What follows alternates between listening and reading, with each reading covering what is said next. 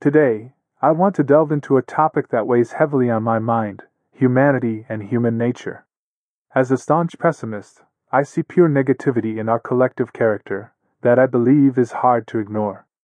In this video, I aim to explain why I hold this view, examining our flaws and destructive tendencies that seem to define us. I also want to discuss Christianity, which I see as an emergent response to our innate shortcomings, a reflection of our intuitive recognition of our flaws. You shouldn't take this as an insult, and I don't want you to think that I hate people. It's not about hatred. In fact, I want to believe in a perfect world. I'd love to see the good in people, for everyone to have a good life, for the world to be a place of happiness, morality, and peace. But the reality we live in just isn't like that, no matter how much I try to see it that way. I can't ignore what's in front of me. I see what I see, and this is what I'm going to talk about in this video. I'm not saying this out of bitterness or disdain. I'm simply describing what I understand about human nature. When I criticize humanity, I'm not setting myself apart from it. I include myself in that criticism. I'm not above or better than anyone else. The flaws I point out in society are the same flaws I see in myself. I'm part of this human condition, just like anyone else. My observations come not just from studying others but from reflecting on my own thoughts and behaviors. When I describe humanity's destructive tendencies, I'm also describing my own. Whether it's in everyday encounters with people on the street or when I look at the larger scale, cultures, nations, and the world as a whole, it's all interconnected. We all share in these same patterns of behavior. I see it in myself, and I see it in others, and this understanding is what drives me to speak on it. So, don't misunderstand my intentions. I'm not condemning humanity from some higher pedestal. I'm simply trying to express a truth that I believe we all need to confront. The world is what it is, and that's what we need to face if we ever want to move forward. Human nature, to me, is deeply flawed, marked by a pervasive, inescapable darkness. No matter how hard I try, the worst parts of myself, of all of us, come to the surface from time to time. It's unsettling, but undeniable. If you stop for a moment and reflect on the most depraved actions you've ever taken, it's hard not to be struck by the depth of that depravity. It's this recognition of human nature that pushes me to avoid people. Every time I encounter another person, I can't help but see them as a problem. With each additional person, problems compound. Group behavior creates more issues than individuals alone ever could, as collective actions bring out layers of dysfunction that wouldn't exist otherwise. Interactions lead to conflict, selfishness, and harm, directly or indirectly, no matter the intentions behind them. I don't believe it's possible to escape negativity in our interactions. It's like a shadow that follows us wherever we go. For me, being around people sucks away my life energy. Adaptation becomes necessary in every single encounter, whether I like it or not, and it takes years out of my life, every time I speak with someone. Every individual exerts some level of influence on their surroundings, and most of the time, that influence is harmful. I don't want people's influence on me, nor do I want to affect others. Assertiveness, to me, is often just a guise for neediness. Everyone wants something. This need creates a constant stream of negativity, especially in today's world of instant communication. Social media, phones, it all amplifies the problem. I abandoned all my personal social media, because I don't have enough strength to deal with people and their everyday nonsense. I don't like when people call me, and I tend to avoid it. When my phone rings, it's almost unbearable. I don't even need to know who's calling. Whoever it is, it's almost always bad. It's been a year since I answered my phone, and I have no intention of breaking that streak. People rarely contact you to give something. It's always about taking, whether it's money, time, or life energy. I never call anyone, unless I absolutely have to, and when I do, it's out of selfish necessity. Our nature is to spread our negativity continuously, without any real end. While we are children, we're still unaware of the real world, and this is the reason a child is not corrupted. But as the child grows, influence of others, conflict that arises from this, an encounter with the world full of poison, necessitates adaptation, and the only way to survive is to become poison. That's the human condition as I see it, a relentless, never-ending cycle of spreading poison. We often think that our intelligence is a good thing. In my opinion, it's one of the most negative things about humanity. It's what allows us to be what we are. It's what allows us to invent new ways of spreading poison. When we're not spreading poison outward, we turn it inward, contaminating our own minds. Think about it. When you're alone, the thoughts that bubble up are rarely kind or peaceful. It's a slow, corrosive process, one where you become more and more bitter the longer you sit with yourself. That's why most people crave company. They can't stand being alone, because when they are, they're forced to face the darkness within. As Nietzsche said, when you stare into the abyss stares back. To me, that abyss is simply a reflection of ourselves, a black void, empty, devoid of any light or comfort. What truly frightens us isn't the abyss itself, but the fact that it mirrors back our own inner chaos. We are the thing that scares us the most. We stare into the abyss and see only ourselves, and what we see is terrifying. That internal chaos, this never-ending sense that something is wrong, that something is always off balance, defines human existence. There is no peace, only constant striving, suffering, and pain. And this brings us to hope. Hope, in my view, is a dangerous thing. It tricks people into believing they can alleviate their suffering by taking specific actions. More often than not, those actions are harmful, both to themselves and those around them. Sure, hope can be beneficial for the rare individuals who channel it properly, but that's such a small minority. For the majority, hope is a negative force because it leads to more suffering than happiness.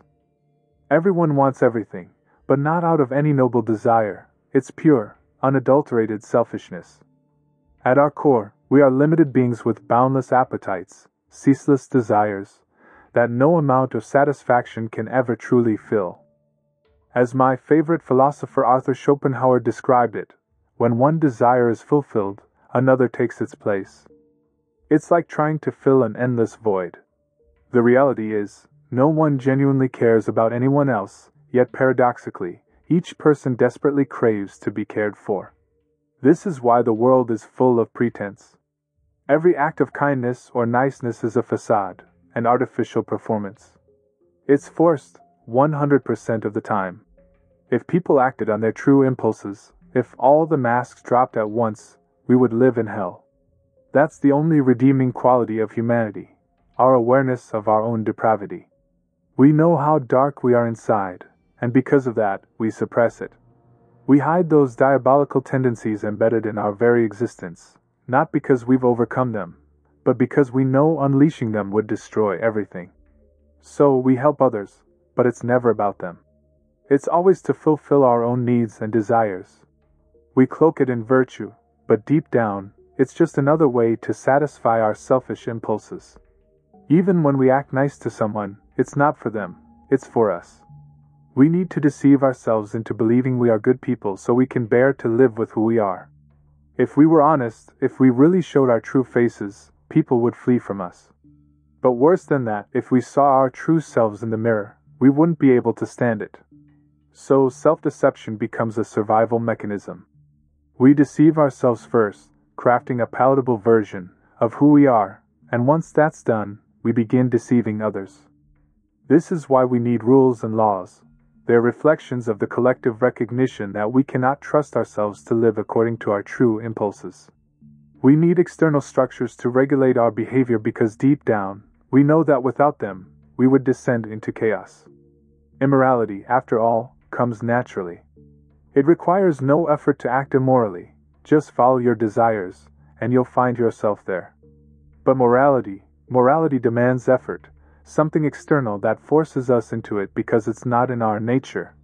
Without these constraints, our darker instincts would rise unchecked, and society would crumble. The real problem isn't external. People often blame hatred, bullying, envy, or even larger issues like wars and racism on external circumstances, like politics or inequality. But that's just another layer of self-deception. These issues don't arise because of some specific differences or conditions. They emerge because of who we are. People hate each other simply because they are people. That hatred is embedded in our nature, and every time we try to point to external forces as the cause, we're just lying to ourselves on a collective level. It's not inequality, it's not some systemic force pulling us down, those are all human-made reflections of the problem within. We invent these forces, and we ascribe them power, as if they're beyond our control, but they're just manifestations of our own nature. The way of life we created, our selfish consumption, unlimited desires, seeking comfort, and lack of care for others, and for the existence itself, naturally leads to all the problems we're complaining about. If we want to prevent biggest issues like wars, inequality, poverty, hunger, we must change everything about us. We need to change the very definition of what it means to be human. Because right now, being human, being like we are now, eventually leads to self-destruction. We are fighting against humanity, against our own lives, and we are fighting against the existence itself, while actually thinking we are progressing. Yes, I also think we are progressing, but in a different direction, towards our own undoing. Humanity, right now, isn't a single homogeneous whole that works toward improvement. There are only a bunch of individuals, stepping on each other to reach the top. Even if it seems like there is something happening on a collective level, it's all just a superficial anomaly that arises from conflict and self-centeredness. I don't know if there even is something called humanity. We lack a collective goal, we are defined by individuality and self-centeredness, which naturally leads to pride, arrogance, and hatred. It's our focus on others, our constant comparison and competition, that initiates hatred. This is why I stay away from people. I've learned not to care about them because the moment you start comparing, you start to hate. I don't want to talk to anyone unless it's absolutely necessary, and even then, I do it reluctantly. When we're at a disadvantage compared to others, that frustration and envy turn into hatred. When we have more, it becomes degradation and superiority. It doesn't matter who the other is, family, friends, strangers, it's always at play. Even among the closest relationships, the instinct to exploit each other is there. If we stop ourselves from taking advantage of family, it's not out of concern for them, but because we fear what it will do to us. We worry about ourselves, about the consequences, about appearing virtuous. This is why people can only tolerate their suffering when others around them suffer as well. It's like a twisted equilibrium.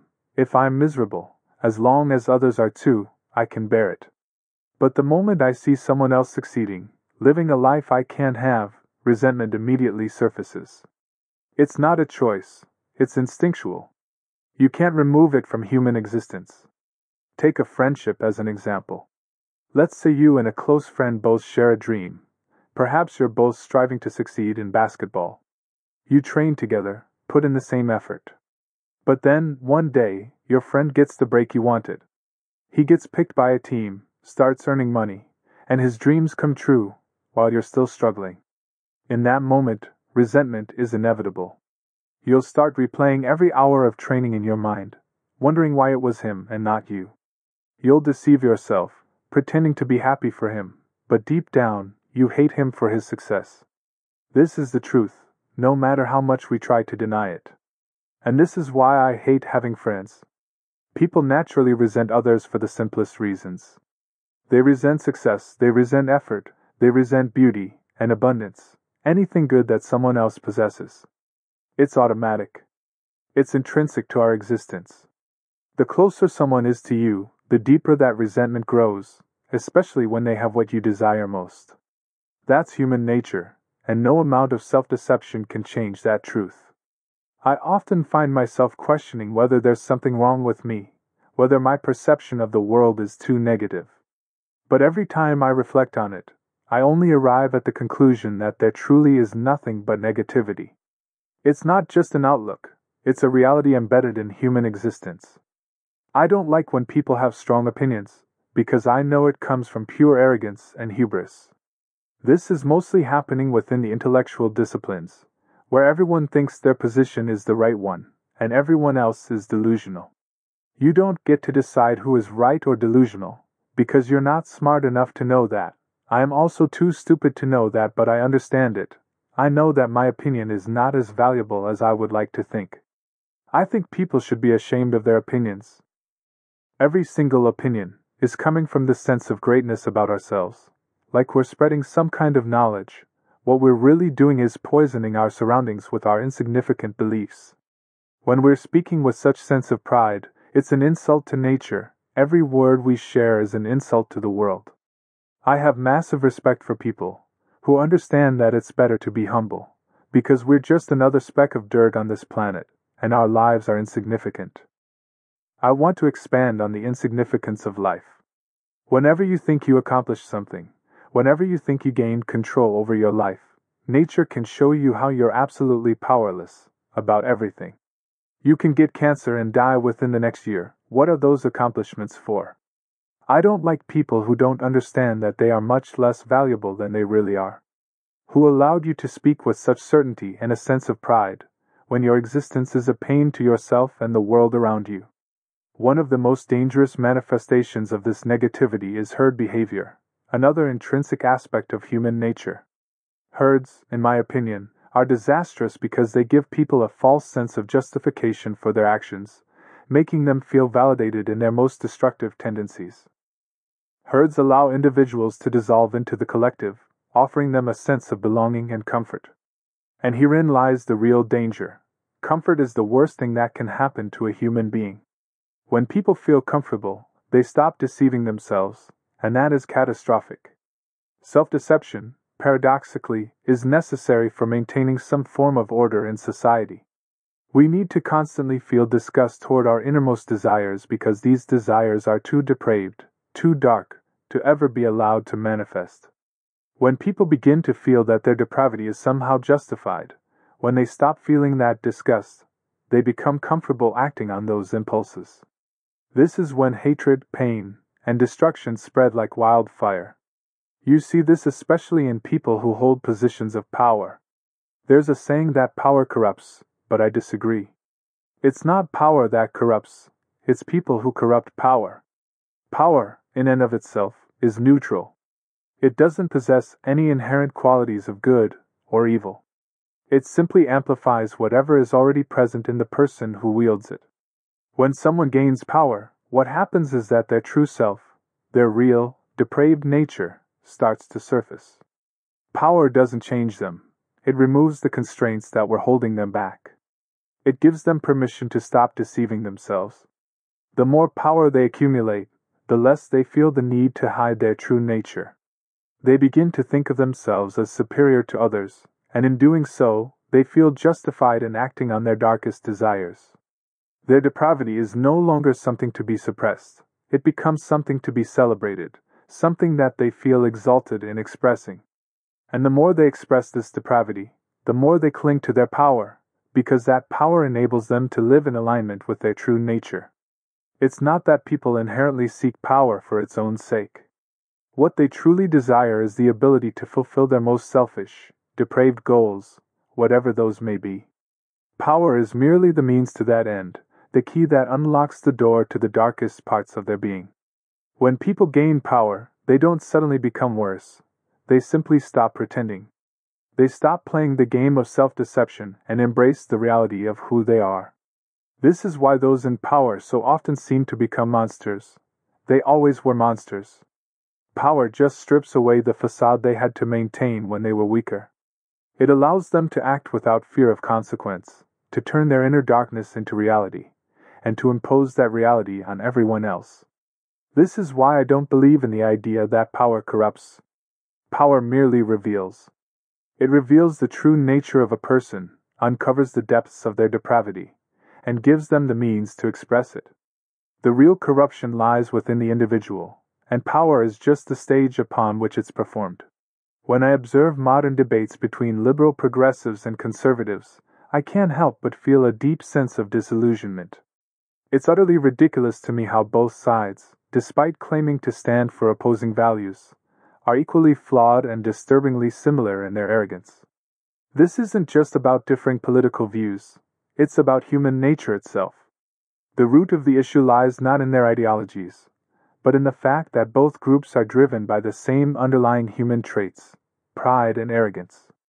Each side thinks they are unequivocally right, and the idea that they might be wrong never even crosses their minds. Even when they do get a glimpse of their potential wrongness, they'd rather deceive themselves and press forward, even if it causes harm, than admit to any error. This is what I find so fundamentally wrong with both the left and the right. They're both driven by the same delusions, and their sense of self-righteousness blinds them to the reality of their flaws. People align themselves with these ideologies not because they want to benefit society, but because they want to feel superior. They want to indulge in the belief that their side has the moral high ground. But the truth is, every single opinion we hold is flawed. It's essential to keep that at the forefront of our awareness, and yet, for most people, it's the last thing they're conscious of. People are intoxicated by their sense of greatness, especially in groups. Herd behavior kicks in, and they start believing in some grand cause, all the while being completely oblivious to the fact that this very cause they promote is contributing to the problems they claim to want to solve. This is why, today, people who fight for equality are the ones who are actually the biggest contributors to inequality. This is why people who fight against racism are exactly the ones who act like racists. What I'm trying to say in this video is that all the issues we face, whether it's political, social, or personal, stem from ourselves. We create these problems because we're constantly deceiving ourselves about our true nature. We're selfish, prideful, and full of hate, and the root cause of all the destruction we see in the world is within us. It's not the government, not our jobs, not our families, it's us, plain and simple. We are the source of our own suffering because we refuse to acknowledge our inherent flaws. One of the biggest contradictions in human existence is that while we are inherently selfish, we also have an overwhelming need to live in communities. These two aspects of our nature are completely incompatible. On one hand, we all think we deserve more than the next person. On the other hand, we need other people to feel validated. This tension between selfishness and the need for community creates an endless cycle of resentment, competition, and conflict.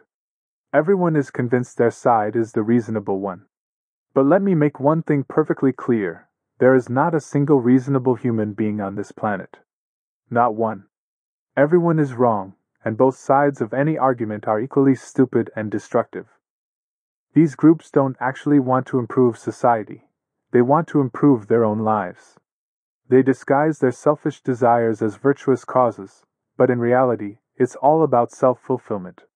They are trying to fill that bottomless pit of need and desire, all while pretending to care about some greater good. But there is no greater good. There is only the endless, insatiable hunger for more.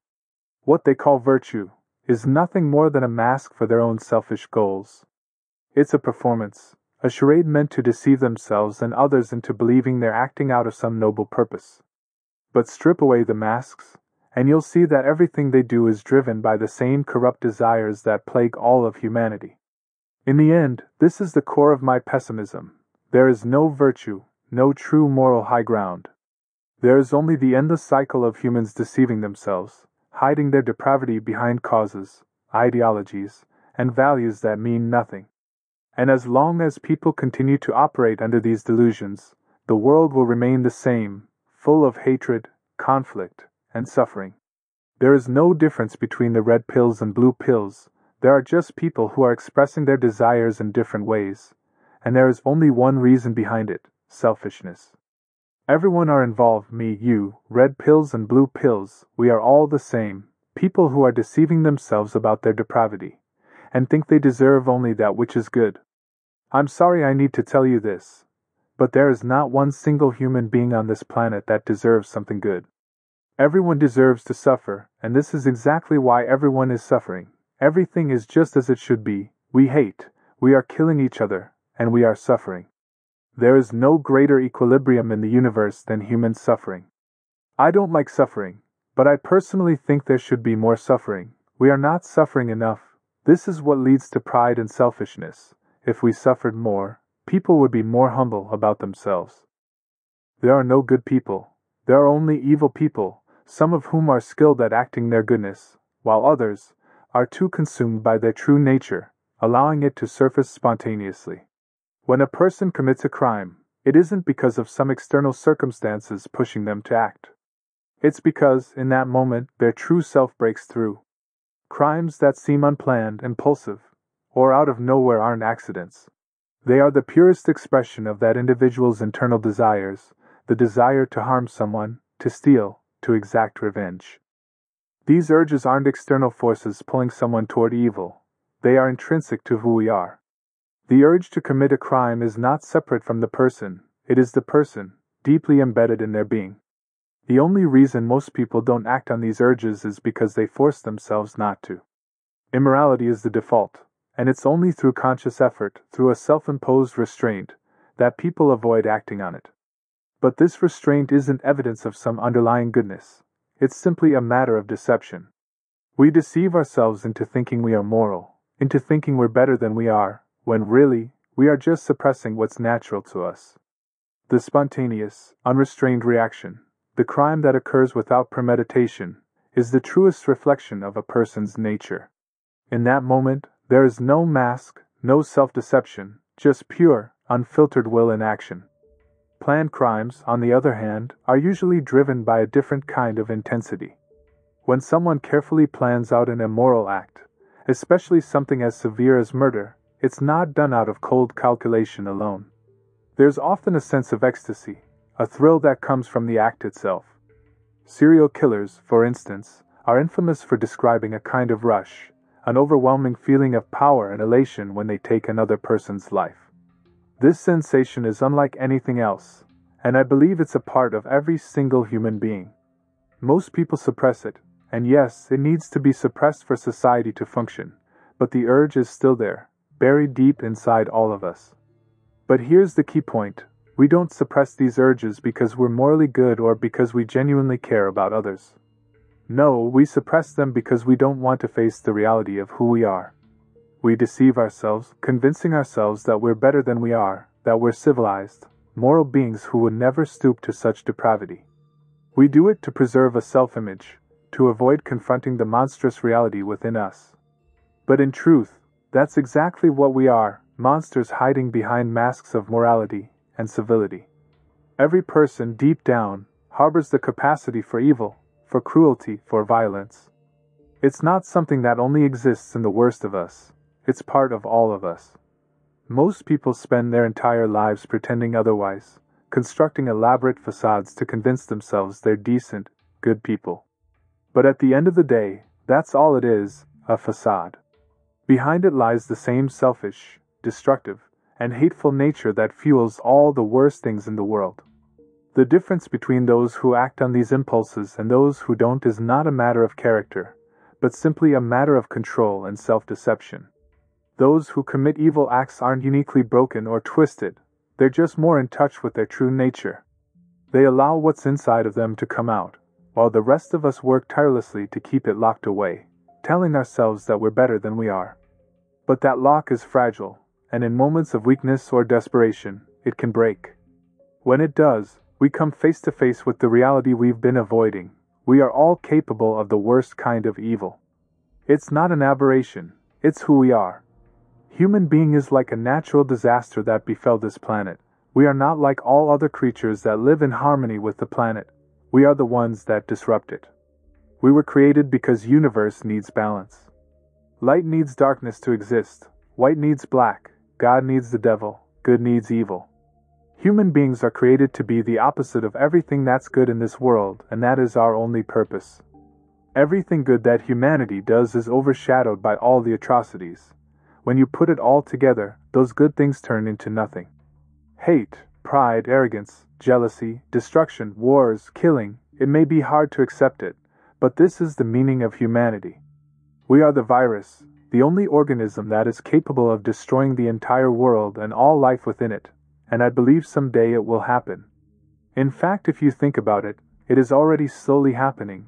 We are sucking the life out of the whole planet, and the world would be a better place without us. Philosophy of antinatalism says that it's morally wrong to bring children into this world because there is too much suffering, and they will suffer.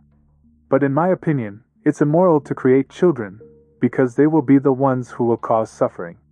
Every child is another contributor to wastefulness and decay that human existence brings to this planet. We will forever kill each other, until we destroy ourselves and everything around us. This is parasitic human nature. Forever striving, always needs something, always consuming until it disappears or until there is nothing more to consume. It's like some kind of poison, it never stops. Poison doesn't need a reason, or some kind of trigger to do its job, it destroys just by existing. Its nature is to consume, to do damage, it doesn't even need to try. Its existence is characterized by damage, it's damage incarnate. The only way to win against a poison is to destroy it, to remove it completely. But humanity's biggest problem is that we are the poison. War is not some external force imposed on us. It comes from the very essence of what it means to be human.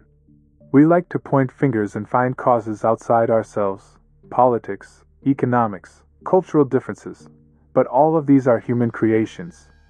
All those external forces we think are responsible for war are created by those same people that are engaged in that same war.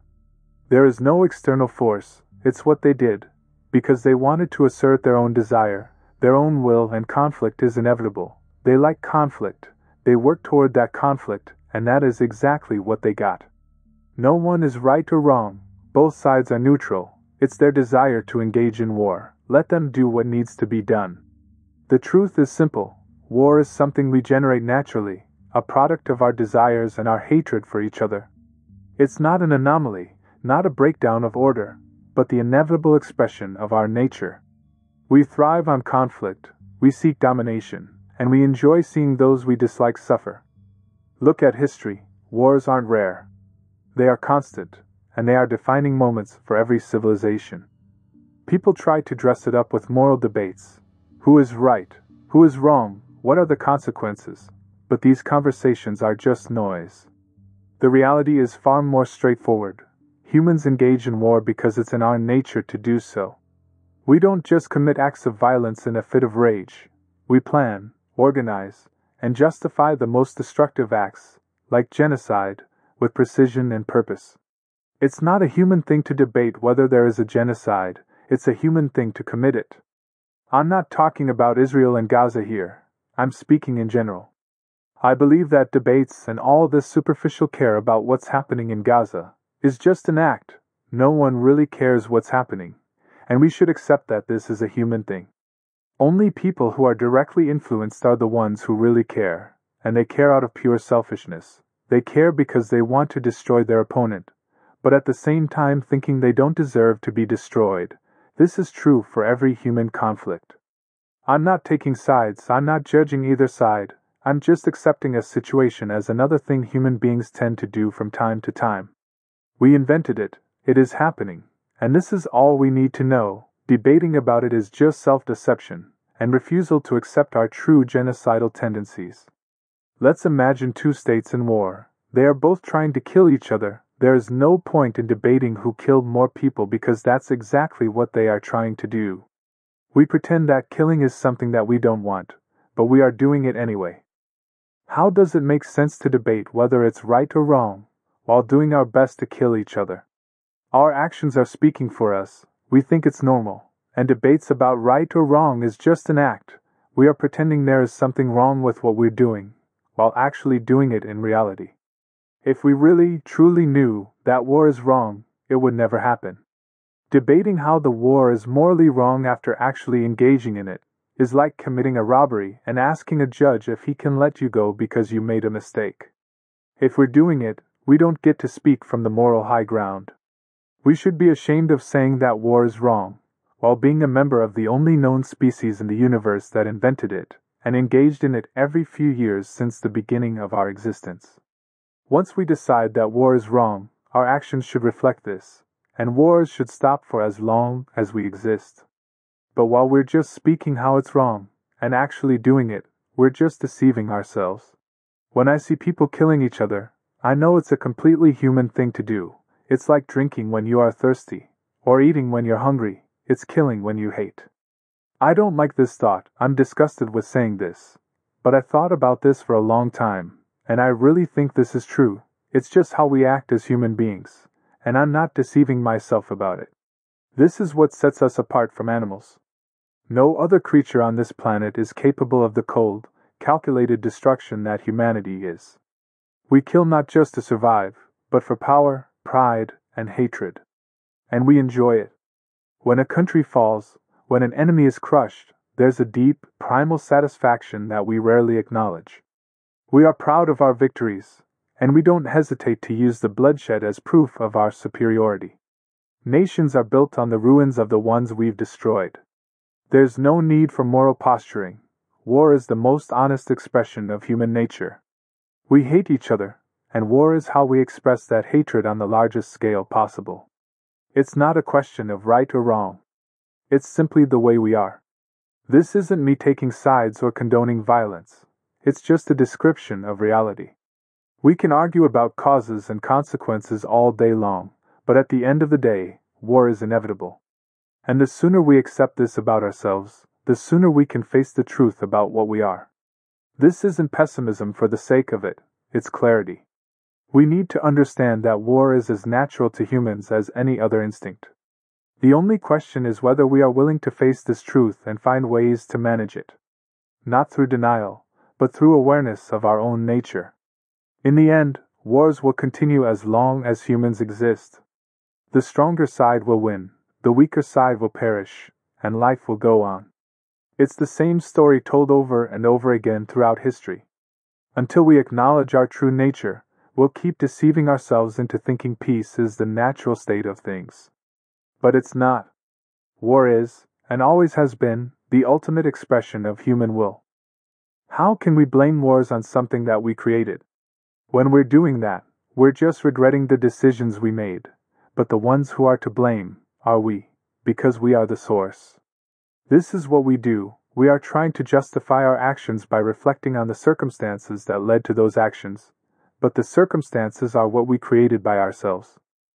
As I already mentioned, every single thing in society is our own creation, a reflection of human nature. People often complain about religious beliefs and the harm they can cause, especially through religious fanaticism. But we have to remember, it's not the religion itself that's bad. It's the people who twist it for their own selfish purposes that make it harmful. Religion, like everything else humans create, is a reflection of our mentality. Wherever human beings are involved, destruction and hatred follow. This isn't because of religion itself, but because it reflects our own tendencies. Who can kill in the name of an ideology if that instinct to kill isn't already present within them? The ideology is simply a tool we use to justify our actions. It allows us to distance ourselves from the crime by telling ourselves it's about the ideology, not our own desires. But it's you who chooses to believe in that ideology. Your actions, whether religious or not, are always reflections of your own internal drives. Ideology becomes a means of self-deception, a way to act out our depravity without admitting it to ourselves. We attach ourselves to a cause, and that cause provides a mask for the darker side of our nature. Look at science, for example. It's given us the ability to create weapons of mass destruction. This is another pure reflection of human traits. If we weren't so selfish, hateful, and if we were truly moral beings, we wouldn't create things capable of destroying the entire planet at the press of a button. Military forces can erase entire populations in minutes. What's really at play here? Is it just a power struggle? I don't think so.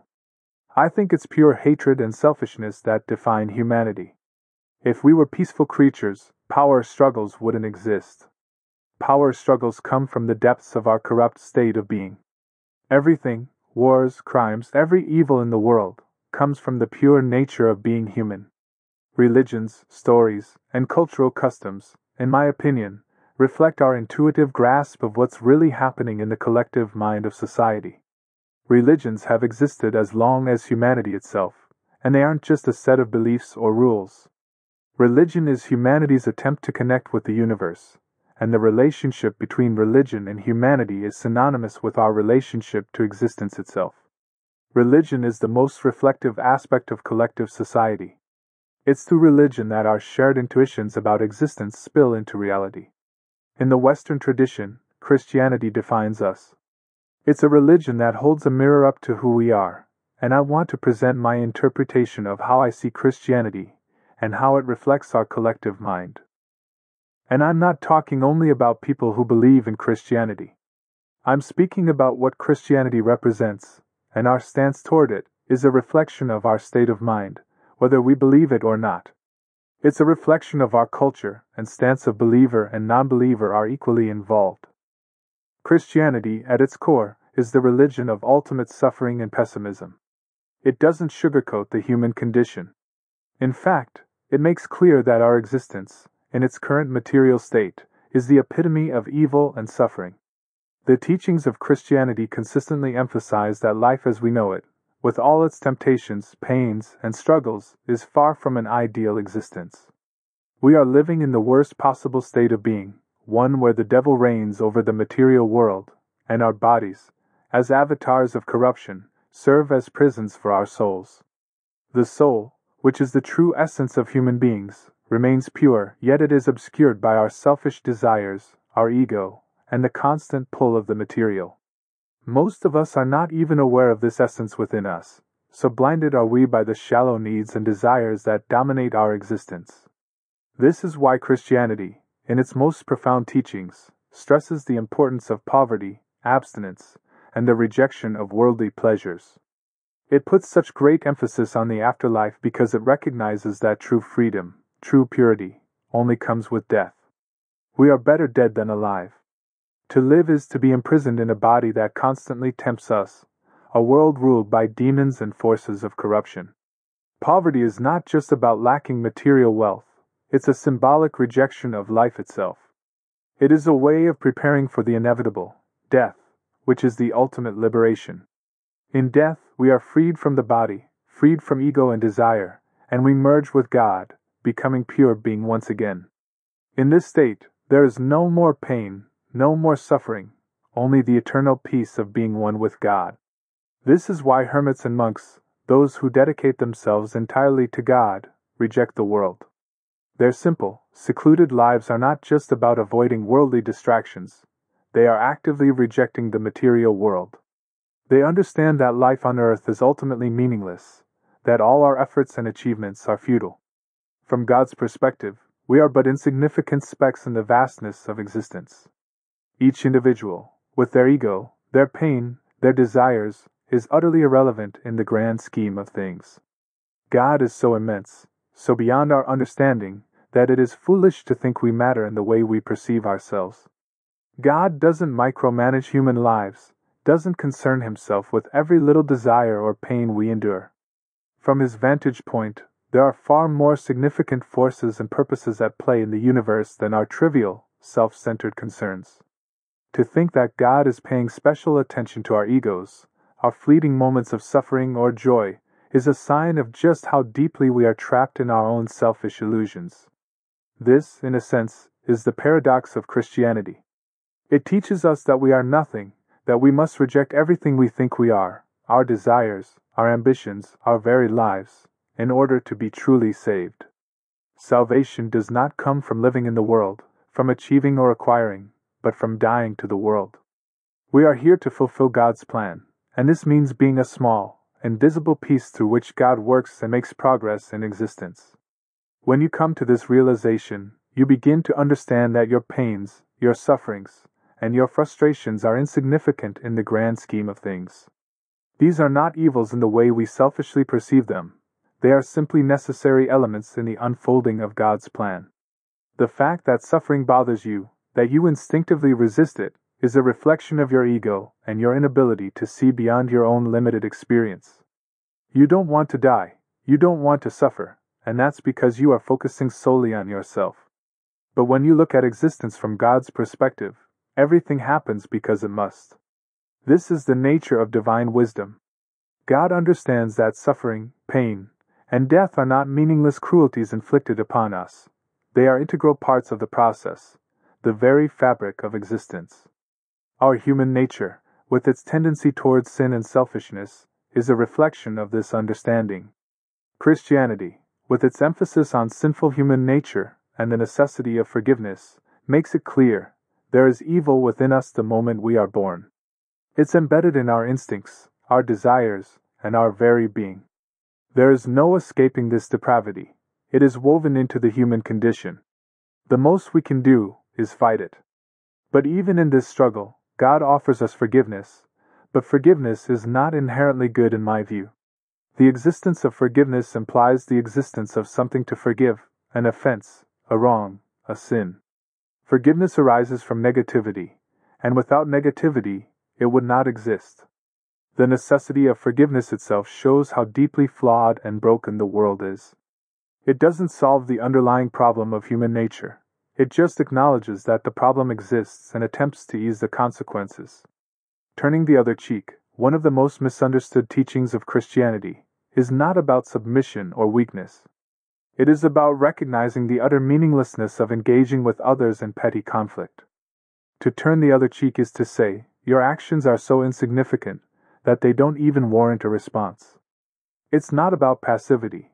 It's about showing how futile human aggression and malice truly are. This perspective takes on an even more somber tone when we consider the implications of God's role in this narrative. Christianity presents a God who is not just a distant creator, but a being who becomes intimately entwined with the suffering of his creation. In the Christian story, God is humiliated and ultimately killed by the very beings he created. This leads to a paradox. God, the existence itself, creates humanity, which turns out to be the ultimate mistake, a being so detached from truth and goodness that it consistently rejects pure existence, which is free from corruption and sin. In the beginning, God created a perfect world in paradise, a reflection of his divine essence. But in creating humanity, he inadvertently brings about a state of depravity, a disruption in existence where he becomes a victim of his own design.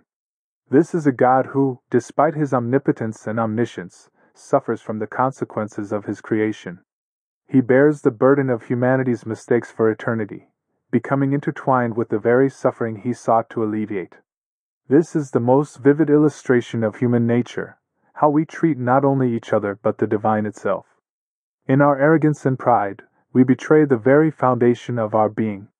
This is how humanity repays God for the gift of life, with hatred, violence, and rejection.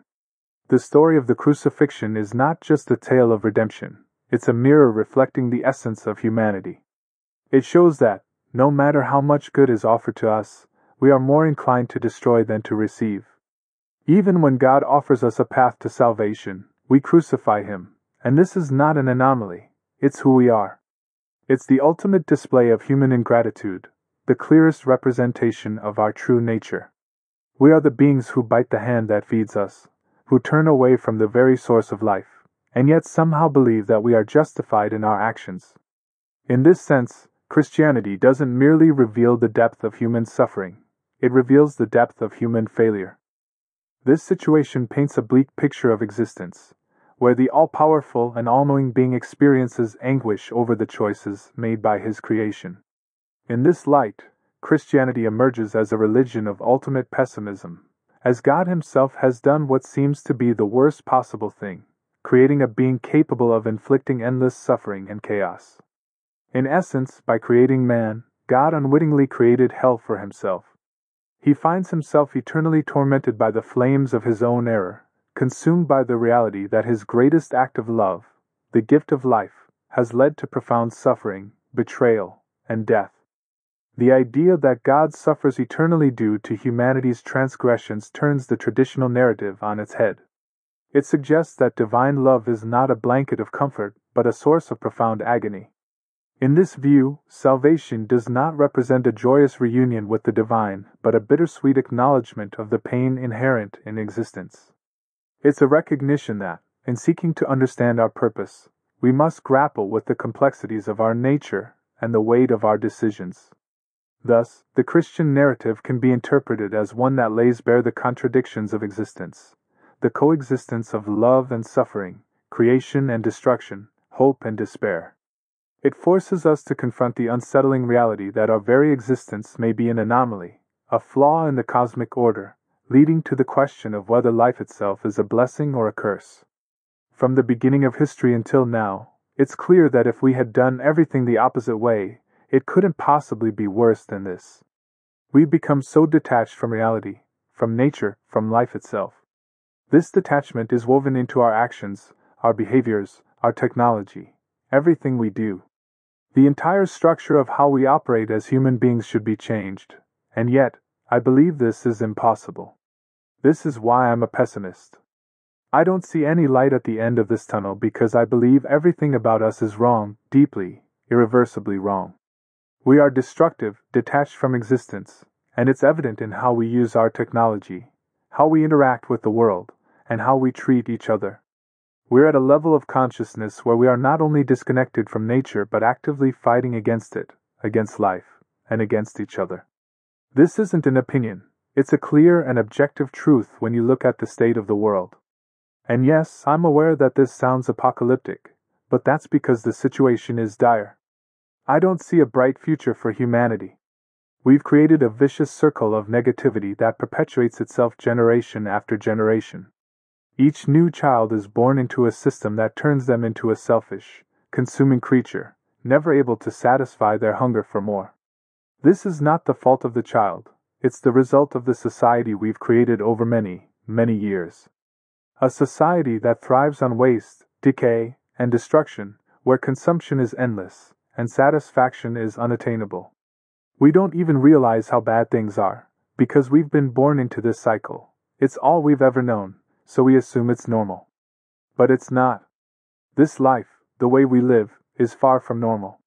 There was a possibility for change, a possibility that we could have avoided wars, avoided the spread of hatred and negativity, avoided this rampant consumption that's destroying the planet.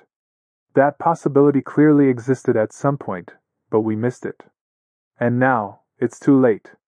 The damage is done, the course is set, and I see no way out of the self-destructive path we're on. We must live in accordance with nature, in a world free from laws and regulations because a truly aligned society doesn't need them. In such a world, every individual would instinctively know what is right and be naturally repelled by what is wrong. But we have corrupted ourselves. As I've already mentioned, a child isn't born corrupted, but growing up in this poisonous environment demands adaptation.